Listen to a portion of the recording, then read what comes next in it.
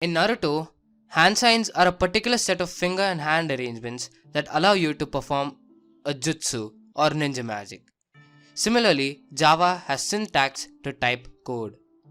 Let us understand the basics of Java programming with something really small. Let's start and print the word hello using Java. So basically, this is the code that allows us to do so. Think of a large jigsaw puzzle. When you try to understand what the picture actually is from the pieces, it is really hard. But what do we actually do? We take the pieces, look at them, analyze them, and try to match them up to get the whole picture. Similarly, let's look at the whole code, break it down into words, and try to understand them. Let's look at the first line. Now this line can be further broken down into three main words: public, class, and greetings. This line contains the word class. So what is a class actually? Have you ever heard about this word before? Just as a class in a school stores students, a class in Java is responsible for storing the program logic or the program idea. Just as you can leave a class in a school locked or unlocked, a class in Java can be left public or private. For the last word of this line, greetings. In schools, classes are named A, B, C, and so on. In Java too, classes can be named. The name of my class that I have given is greetings. So now, what does the first line actually mean? The first line tells the Java compiler to create a class of the name greetings and make it public. Let's move on to the next line. This line can be further broken down into four main words: public, static, void, and main. The public in this line is similar to the public in the previous line. The only difference is that this public is attached to a method, whereas this public is attached to a class.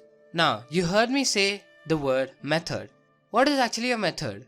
Just as in mathematical functions, which take in input and give us output, a method in Java takes in parameters which are similar to input and give us outputs of a particular return type. Unlike mathematical functions where you only deal with numbers, method in Java deals with strings, numbers, boolean types, etc. Boolean types are actually true or false values. Therefore, it is very important that we declare the name of a method along with its return type. The word static. This word will be better understood when we learn more about the classes and objects. Void. What is void? Void actually means nothing in English.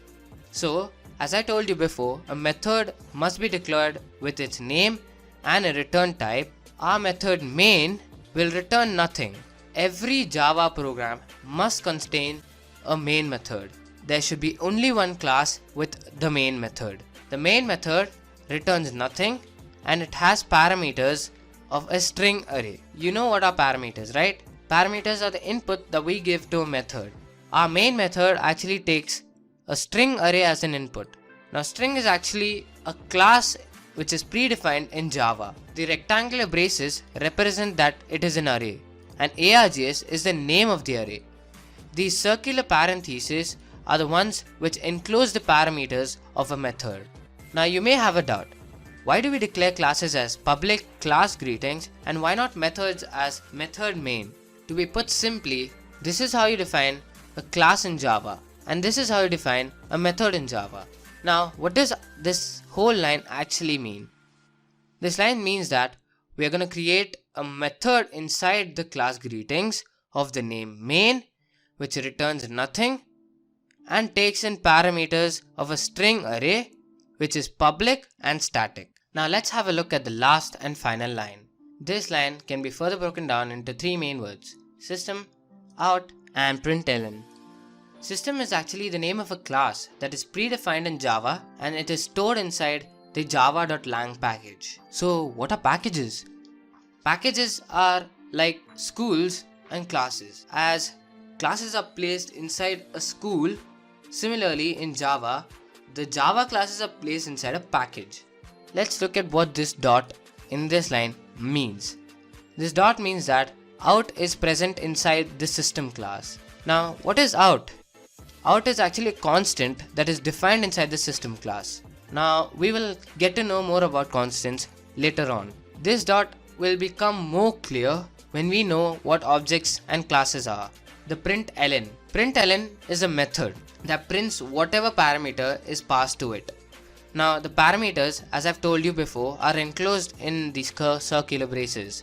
So hello is actually the parameter that is passed to the println method. The println method prints and moves to the next line. Semicolons are like the full stops of a Java statement.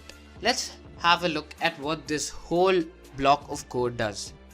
First of all, everything in Java has to be present inside a class. So what did we do? We created a class of the name greetings and we put it as public. Now, for a Java program to be run, we required a main method and a class which has the main method. So we created the main method inside the class greetings. Now, the main method has to have these three words: public, static and void, which are actually the rules to define a main method. Next, we wanted to print the word hello out, so we used the println method. This is what we actually did. If you too want to join me on my journey to become the Code Kage, subscribe to the channel and also like the video.